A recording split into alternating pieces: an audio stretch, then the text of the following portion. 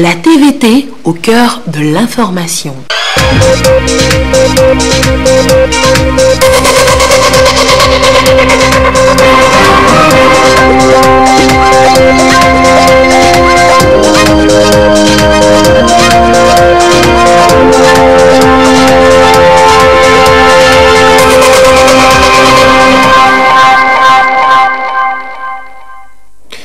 Bienvenue sur la télévision togolaise pour le journal du soir. Tout de suite le sommaire.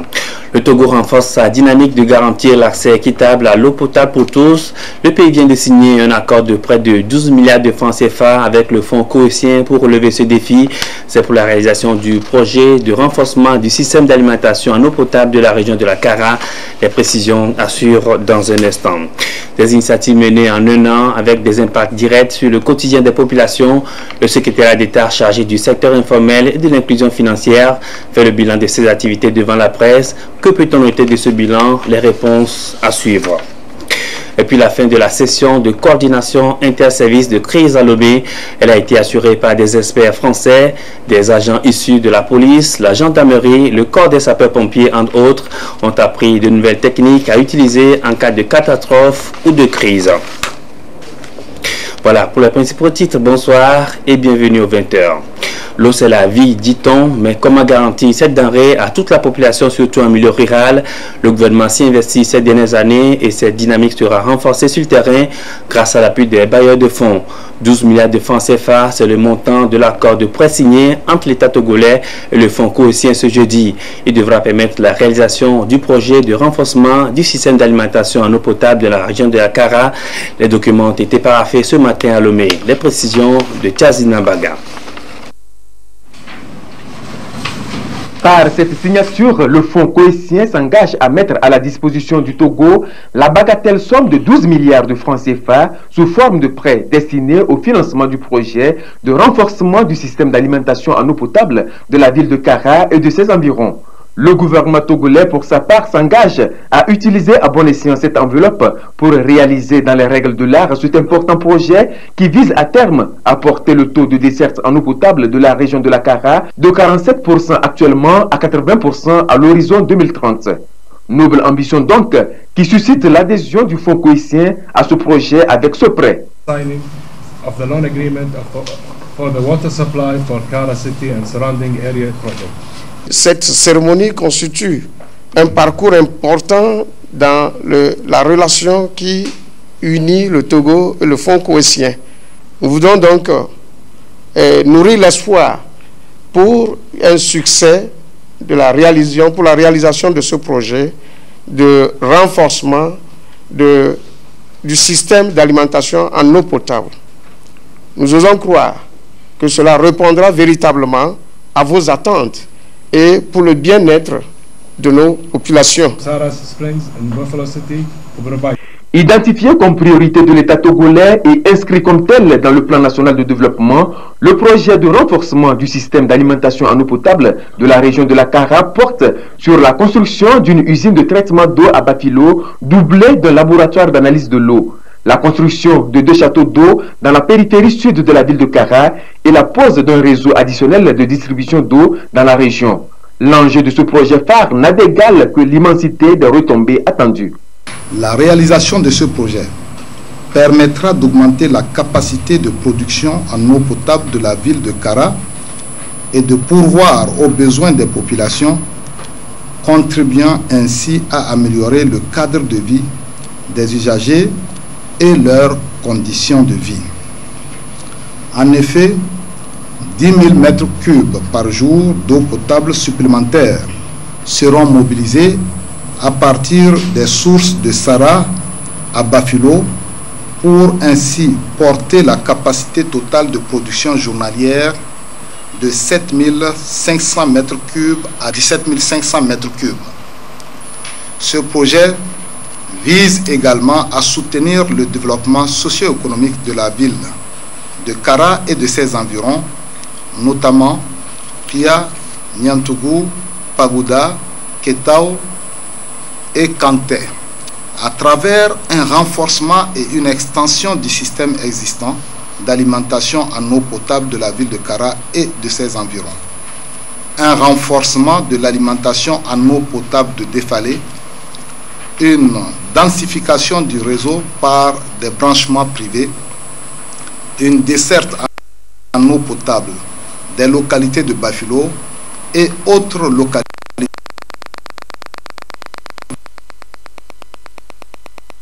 situées sur le parcours du réseau d'alimentation vers Kara. Je voudrais, au nom du gouvernement togolais, vous exprimer toute la reconnaissance de notre pays pour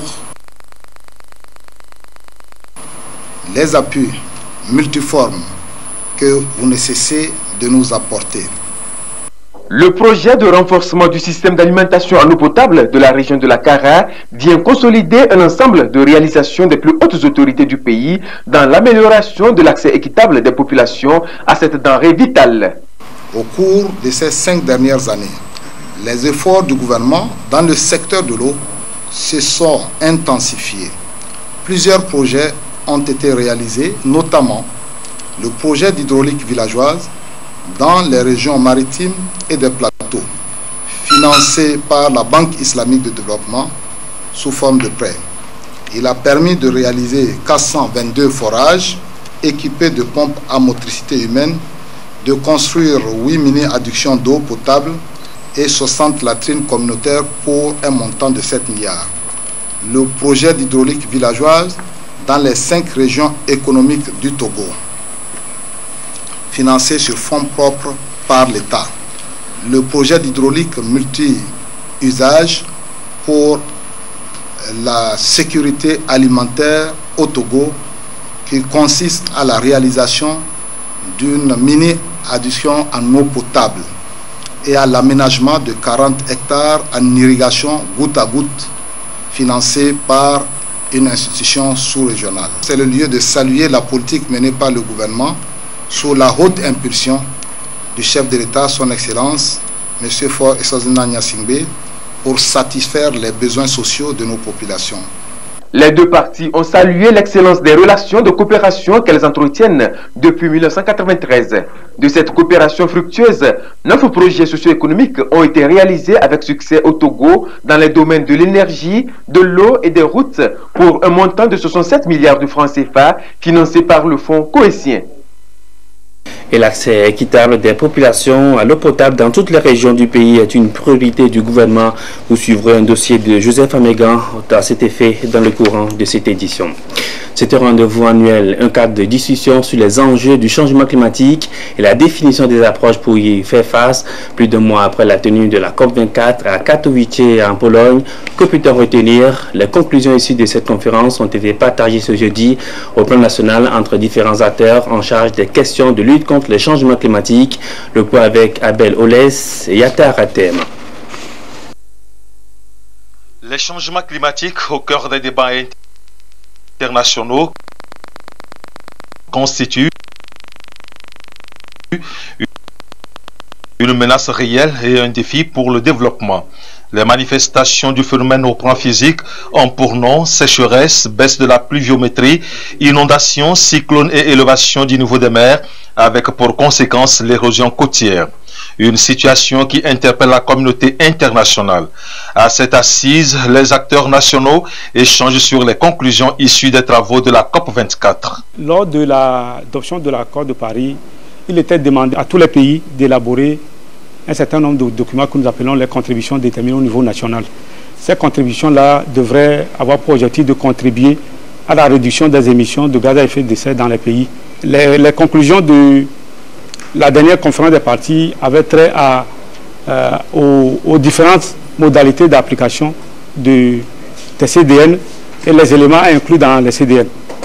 Au-delà de la question des CDN et des tests d'application, c'était penché sur 4 ou 5 questions phares, notamment la question de l'atténuation, la question d'adaptation, la question du financement, la question du transfert de technologie et la question des pertes et préjudices.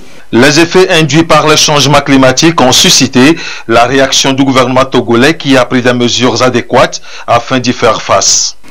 Le souvenir des séries d'inondations récurrentes en 2007 et 2008, ainsi que leurs conséquences désastreuses restent encore vivaces dans la mémoire collective de nos populations. C'est le fondement de l'intérêt sans cesse croissant que le président de la République, son Excellence, M. Faure Essozimna Gnassingbé, accorde à la lutte contre les changements climatiques au Togo. Le phénomène du réchauffement climatique continuera d'entraver notre marche vers le développement si nous ne changeons pas de paradigme pour nous orienter vers un nouveau modèle de développement sobre en carbone et plus résilient au changement climatique. Ce qui nous recommande d'intégrer davantage la question des changements climatiques dans nos politiques, stratégies, programmes et projets dans tous les secteurs d'activité. Je voudrais pour ce faire vous exhorter à scruter les diverses questions ayant fait l'objet de négociations au cours de la conférence de Katowice en lien avec les orientations environnementales du plan national de développement PND qui court la période de 2018 à 2022. Dans sa politique de lutte contre les phénomènes liés au changement climatique, le gouvernement togolais a initié plusieurs projets au niveau national, notamment le programme d'appui à la lutte contre le changement climatique, le projet d'adaptation au changement climatique, le plan national de reboisement et la stratégie nationale de gestion des feux de végétation.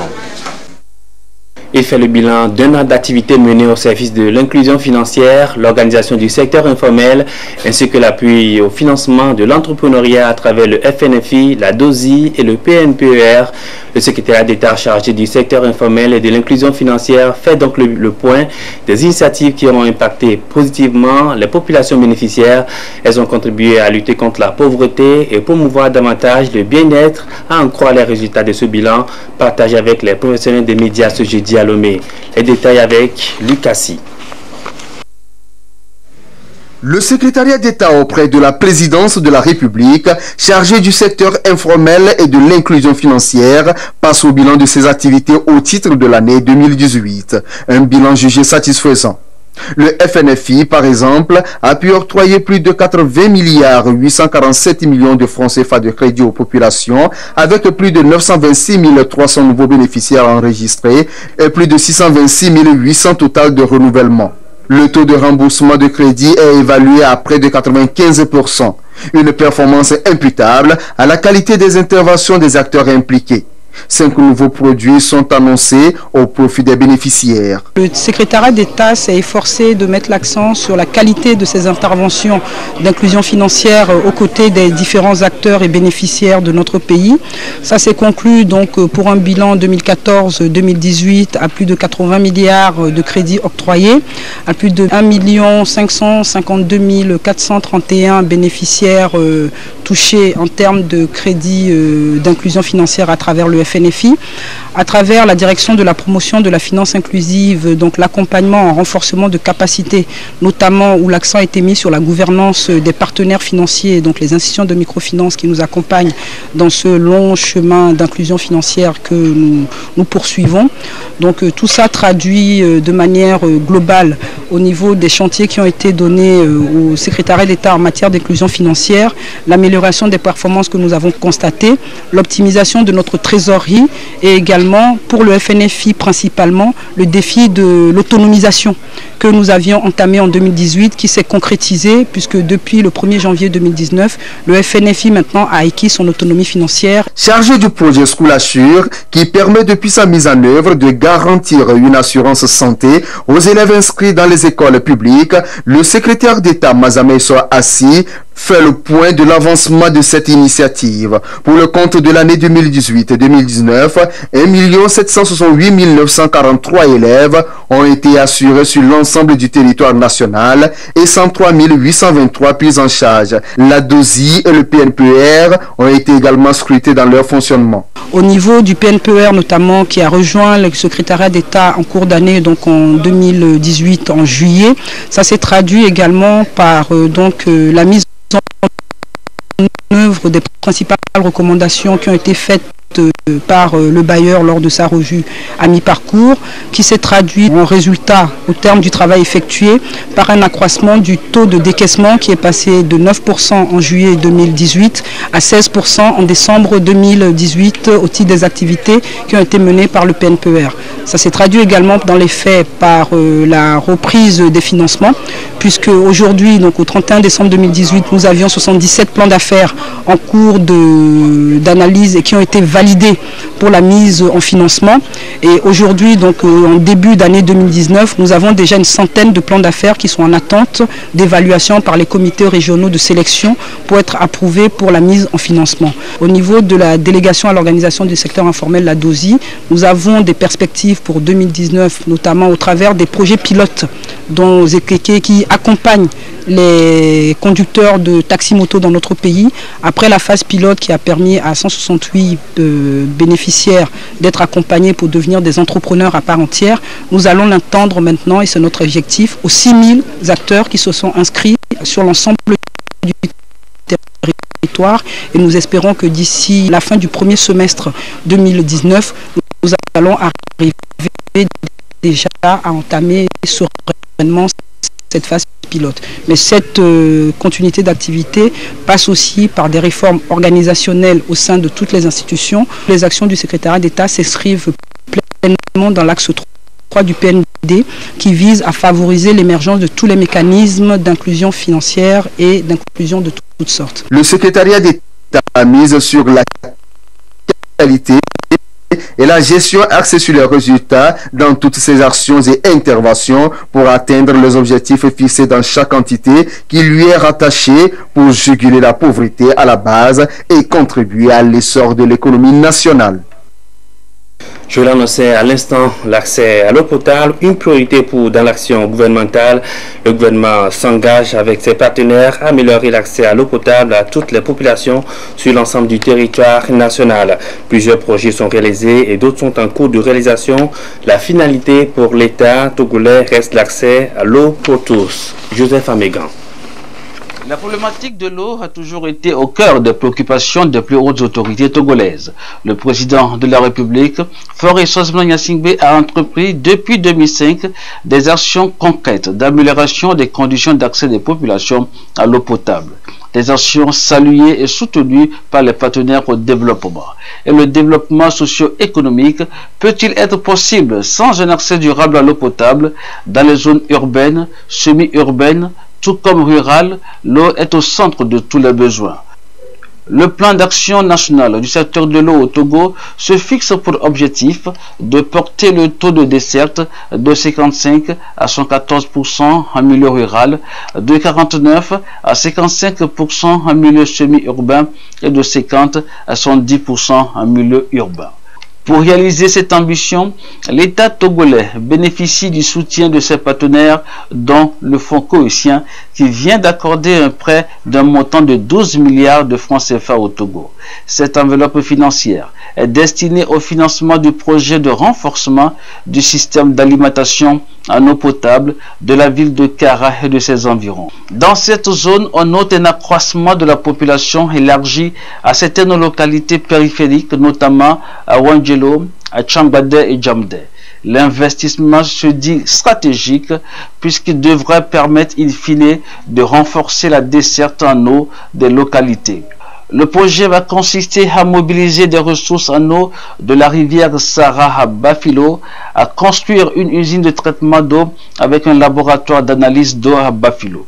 À Kara, il est prévu la construction de 2 châteaux d'eau, la pose d'un réseau additionnel de distribution d'eau dans la zone sud de la ville. La capacité journalière sera portée à terme à 17 500 mètres cubes d'eau. Le renforcement de la desserte en eau des villes de Bafilo, Kara, Ketao, Pagouda et Niamtougou sera une réalité. Les villes intermédiaires bénéficiaires du projet pourront voir naître de nouvelles agences de la TDE et de nouveaux emplois créés. Tous ces résultats qui vont être induits s'ajouteront à des projets récemment achevés ou en cours dans le secteur de l'eau au Togo. On peut citer entre autres le projet AEP Lomé qui a permis de renforcer l'approvisionnement en eau de la ville de Lomé et ses périphéries. Le projet d'amélioration des conditions sanitaires en milieu scolaire rural dans la région des Savanes. 31 mini AEP et 106 forages sont en cours de réalisation dans les régions centrales, Kara et Savane pour le compte du projet Bide-Uyemoa. Dans la région maritime, avec le projet PAE-OMD, la construction de 24 mini-AEP devant desservir 28 localités est en cours de réalisation. Tout ceci ajouté à la signature en octobre 2018 d'un accord de prêt avec la BOAD pour la réalisation de mini-AEP dans 21 localités des régions centrales et de la Kara, passer à environ 80% de la population de la zone du projet d'ici à 2030 n'est pas impossible. Tous ces efforts déployés visent ainsi à renforcer la couverture en eau potable dans l'ensemble du pays et dont le plan national de développement PND, validé le 3 août 2018 par le gouvernement, en a fait un objectif prioritaire. De ces signé Joseph Amégan. Et pendant ce temps sur le terrain, le CFMI, Centre de formation métiers industriels, accompagne les techniciens pour une meilleure productivité au niveau de leurs entreprises. Dans cette perspective, le centre forme depuis hier de nouveaux techniciens industriels venus de la SAT, Togocom, SGMT entre autres, une session de recyclage avec l'appui du Fonds national d'apprentissage, de formation et de perfectionnement professionnel. Mabel Fiagnon et Augustin Kossi pour les précisions. Une visite dans les différentes installations pour permettre aux nouveaux stagiaires de s'imprégner des réalités du centre de formation aux métiers industriels CFMI. Puis, la première prise de contact avec les formateurs. Les apprenants vont ensuite être mis dans les conditions pratiques de travail. Ils sont une vingtaine répartis dans divers secteurs selon les besoins de leurs entreprises industrielles. Au niveau de la mécanique industrielle, tout comme à la tuyauterie industrielle ou encore la plomberie sanitaire, l'ambiance est déjà au travail. C'est Togo Télécom qui sont arrivés pour la reconversion, c'est-à-dire des gens qui n'ont jamais touché les tuyaux. Pour le premier jour, quels sont les tuyaux, les tuyauteries que nous utilisons? Après les tuyauteries, les appareils sanitaires. Les appareils. Et quels sont les appareils qu'en plomberie nous utilisons par exemple? En partant de ça maintenant, je suis en train de les apprendre maintenant comment connecter ces appareils pour qu'ils fonctionnent correctement. Actuellement, nous avons reçu des stagiaires de la SGMT, Grand Moulin. On leur donne la formation sur l'hydraulique, ce que c'est que l'hydraulique, afin de leur permettre, une fois retournés dans leur société, qu'ils puissent être en mesure d'intervenir efficacement. C'est l'initiation à l'hydraulique. On le fait pendant 5 jours. Mais si c'est pour l'approfondissement, on le fait sur 10 jours. Ce projet de formation ou de remise à niveau des techniciens industriels est subventionné par le Fonds national d'apprentissage, de formation et de perfectionnement professionnel, FNAPP. À la rencontre avec les patrons des entreprises ayant envoyé les agents au renforcement des capacités, le CFMI présente l'importance pour les entreprises de remettre à jour les compétences de leurs employés. Le centre de formation au métier a deux publics. Les jeunes qui sont là pour un parcours de 14 mois, et qui sont formés, qui gagnent le centre à travers un concours organisé par l'État togolais avec un niveau bac scientifique. Et le second public sont les entreprises industrielles. Aujourd'hui, dans la sous-région, le CFMI, presque les grandes entreprises de la place, renforcent leurs techniciens, les ouvriers. Nous intervenons dans les domaines de l'électromécanique. Nous avons le froid et climatisation industrielle, nous faisons la chaudronnerie, tuyauterie industrielle, la mécanique diesel, engin, chantier, groupe électrogène. Nous avons la mécanique générale, dans tout ce qui est usinage, et l'électronique qui est l'électromécanique, tout ce qui est régulation, disons automatisme, électropneumatique. Nous formons des vrais techniciens industriels. Le CFMI forme aux filières transversales du secteur industriel.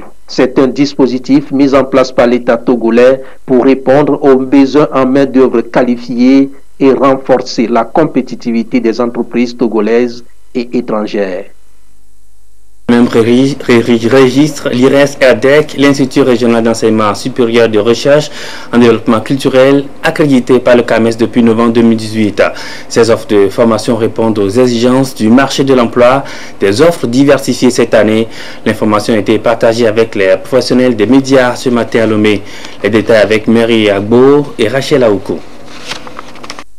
Les diplômes de master et de doctorat de l'Institut régional d'enseignement supérieur et de recherche en développement culturel, IRES-RDEC, sont désormais reconnus et accrédités par le CAMES. La rigueur, le professionnalisme et l'expertise dont fait preuve cet institut n'ont pas laissé le CAMES indifférent. Avec une expérience de plus de 40 ans sur le terrain du savoir et de la connaissance, l'IRES-RDEC devient aujourd'hui une référence en matière de formation spécialisée en développement et culture. L'accréditation et la reconnaissance d'un diplôme d'enseignement supérieur confère à cet institut-là ou à cet établissement d'enseignement supérieur des obligations pour pouvoir maintenir cette flamme d'assurance qualité. Les diplômes que nous délivrons sont des diplômes professionnels. Au niveau des masters, le diplôme qui a été reconnu, c'est le master professionnel. C'est une rencontre des organisations de la société civile, journalistes et des acteurs étatiques pour l'évaluation de la mise en œuvre par le gouvernement togolais de la Convention inhumain et dégradant à 6 mois du passage du Togo devant le Comité des Nations Unies contre la torture. Une rencontre qui se veut un cadre d'analyse. Quelques soucis techniques avec le sujet que nous venons de suivre. Maintenant, nous allons suivre ce reportage sur le collectif des associations contre l'impunité au Togo, CACIT, qui a entamé depuis hier à Lomé une formation en vue de la préparation de la prochaine évaluation du Togo sur les droits de l'homme devant le Conseil des Nations Unies. La rencontre a mobilisé plusieurs acteurs du domaine. Le point avec Yves Agbevivi. Été fait en 2012, de voir ce qui a été fait. Quelques soucis techniques, je crois qu'on va y arriver. Le collectif des associations contre l'impunité au Togo, CACIT, qui a entamé mardi à Lomé une formation en vue de la préparation de la prochaine évaluation du Togo sur les droits de l'homme devant le Conseil des Nations Unies. La rencontre a mobilisé plusieurs acteurs du domaine. Yves Agbevivi. Et des acteurs étatiques pour l'évaluation de la mise en œuvre par le gouvernement togolais de la Convention contre les traitements inhumains et dégradants à 6 mois du passage du Togo devant le Comité des Nations Unies contre la torture. Une rencontre qui se veut un cadre d'analyse de la situation au Togo au vu des recommandations issues de la dernière évaluation. Le Togo est passé devant le Comité contre la torture en 2012. Des avancées ont été faites et ça, nous félicitons l'État togolais. En juillet 2019, le Togo va repasser et donc c'est l'occasion pour nous de faire le point sur la mise en œuvre des observations qui ont été faites en 2012, de voir ce qui a été fait, de voir ce qui n'a pas été fait et de préparer un rapport alternatif de la société civile qui sera présenté à l'occasion. Initiée par le collectif des associations contre l'impunité au Togo, CACIT, cette rencontre a établi un revirement de situation que le représentant du partenaire financier de la rencontre, l'Organisation mondiale contre la torture, OMCT, appelle post-vérité. À l'échelle du continent africain, il y a eu des périodes des années 90 notamment où de nombreuses constitutions ont consacré pleinement l'interdiction de la torture dans toutes circonstances. On remarque de plus en plus que ces vérités fondamentales qui ont été consacrées par les textes de loi et même par des constitutions sont de plus en plus remises en cause par des menaces, notamment sur le plan sécuritaire que traversent de nombreux États, sur le plan migratoire, qui font que les pratiques tendent à banaliser la pratique de la torture. Cette session ouverte ce matin à Lomé et qui prendra fin le 31 janvier 2019 a salué les avancées enregistrées par le Togo dans la promotion et la protection des droits de l'homme. Nous ouvrons à présent la page des sports. Claude Ama, bonsoir. Bonsoir, Présidence. Au menu de cette dernière page des sports du mois de janvier, du football, et nous démarrons par la rencontre Est-Togo-Port ASCO comptant pour la 14e journée du championnat national de première division. Effectivement, Prudence, une rencontre remportée par les portiers sur la marque de 3-0. C'était dimanche au stade municipal de Lomé. Reportage, Laurent Oumavo, récit, tiens Putba. En début de rencontre, la Togo-Port n'avait qu'une seule chose en tête, réussir la passe de 2 après sa précédente victoire sur Bourou d'Anéron. Les portiers néanmoins peinent à réaliser leur ambition. Il faut attendre la 13e minute sur faute de main dans la surface de réparation d'Asco pour que l'arbitre central Vicente Amédomé accorde le pénalty au poulain de Brahima Traoré. Le capitaine Ablamvi Djadja transforme le pénalty. AS Togo-Port 1, Asco de Kara 0. Score à la mi-temps. À la reprise, Asco essaie de revenir au score sans succès. À la 73e minute, l'attaque d'Asco rate son face-à-face avec le goal Colomégan Jean-Robert et l'action qui s'ensuit permet à Ibian à plat de doubler la mise pour l'AS Togo-Port. Les minutes passent et le condamnant se cherche. Mais à la 96e minute, sur une hésitation de la défense d'Asco, Koulibaly Razak ajuste le portier PC Manu Rewa pour porter le score à 3-0. Pour ce qui concerne la sérénité, oui, il y a la sérénité. Maintenant, c'est réparti, on va attendre encore pour voir. Mais une chose est sûre, on voit que tout le monde essaie de donner ce qu'il a donné pour que l'équipe vraiment sorte de cette zone rouge très rapidement. Avec cette défaite, Asco de Kara se retrouve dans la zone de relégation et a l'obligation de gagner son prochain match à domicile face à Fordan de Dapan. L'AS Togo-Port de son côté, avec 2 victoires d'affilée, est propulsé hors de la zone rouge et doit confirmer par une 3e victoire consécutive face cette fois-ci à un adversaire d'un niveau plus élevé, Dito de Lomé. Football encore, Claude, le Togo veut se doter d'une équipe nationale féminine de football capable de rivaliser avec ses homologues africaines. Pour ce faire, un match amical international est prévu samedi à Lomé contre les Béninoises. Justement, c'est pourquoi, pour bien aborder justement ce match amical international, que la sélection nationale a effectué sa 3e séance d'entraînement hier au stade municipal de Lomé en présence de Jean Koufi et Deji.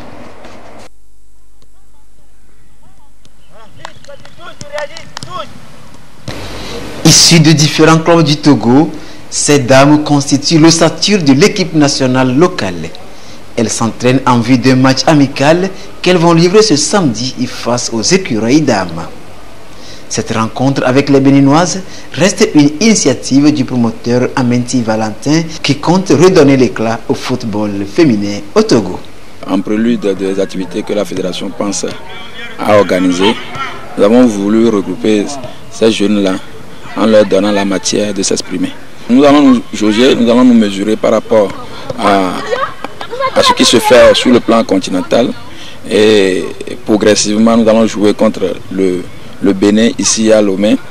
En mars, nous allons jouer le match retour au Bénin et après nous allons faire un état de ce que nous avons déjà pu faire et rapidement nous allons nous tourner vers le Ghana pour nous mesurer aussi avec le Ghana et à temps de là, nous aussi nous allons essayer de grimper les échelons pour affronter d'autres équipes plus fortes que ce que nous avons. Nous espérons que avec la nouvelle dynamique, nous aurons à avoir un appui vraiment financier et technique de la fédération nous permettant de redonner vie à ce football. Le Togo doit se doter d'une équipe nationale féminine combative.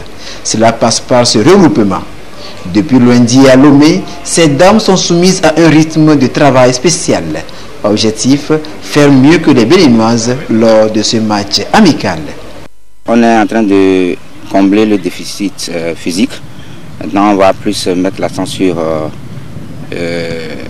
la tactique. Voilà. On va plus faire tout pour organiser bien l'équipe tactiquement sur le terrain, au niveau des replacements et des déplacements.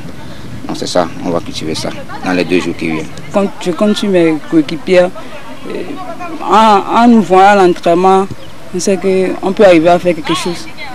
Je demande au public togolais de venir massivement nous supporter pour qu'on puisse gagner ce match. Épervier dames face aux écureuils dames, La confrontation aura lieu ce samedi au stade municipal de Lomé à partir de 15h. C'est tout pour la part des sports de ce soir. J'espère que samedi tu seras de notre nom pour supporter les dames. Merci, je l'espère également. Alors samedi, Jean-Kofi Dedi sera au rendez-vous de sport et détente. Merci et bonne soirée à vous. Avant de refermer cette édition, je donne lecture de ce communiqué du corps des sapeurs-pompiers. Le bureau des opérations et des transmissions du corps des sapeurs-pompiers enregistre depuis quelque temps des perturbations sur les lignes d'appel d'urgence 118, indépendamment de sa volonté. Ces perturbations constituent des appels n'aboutissant pas, sonnent dans l'air, en dérangement ou coupés ou occupés. Tous les opérateurs de téléphonie saisis sont à la recherche de solutions idoines. En attendant que les 10 services remédient à cette anomalie, le chef de corps informe le public que les services du corps des sapeurs-pompiers sont aussi joignables au numéro suivant. De la région maritime et Lomé commune, le corps est joignable au numéro 22 22 0004, 22 22 0802, 22 21 67 06, 22 22 05 17, 70 43 50 44. Pour le compte de la région des Plateaux, le corps est joignable au 70 44 05 82.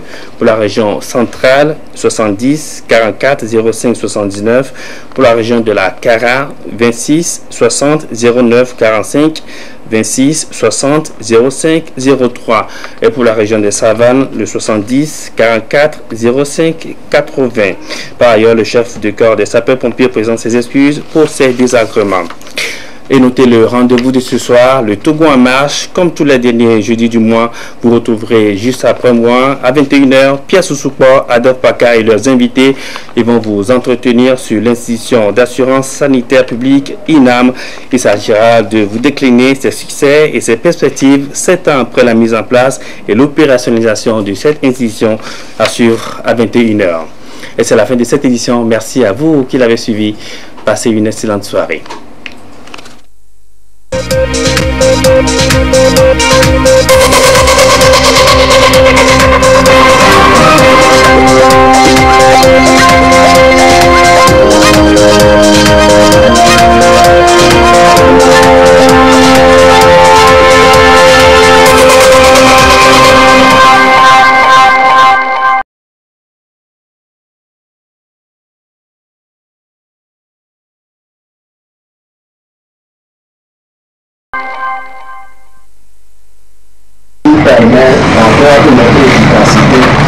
Désormais, les populations de Barkouassi ont des services Togocel à proximité, une innovation de leader de la téléphonie mobile au Togo dans une politique décentralisée, aux potentiels clients de saisir l'occasion pour satisfaire leurs demandes. Aujourd'hui, j'ai reçu Togocel qui a ouvert sa boutique à Barkouassi. Je suis très content avec ma population qui faisait des tractations d'ici, d'Apon et Mango.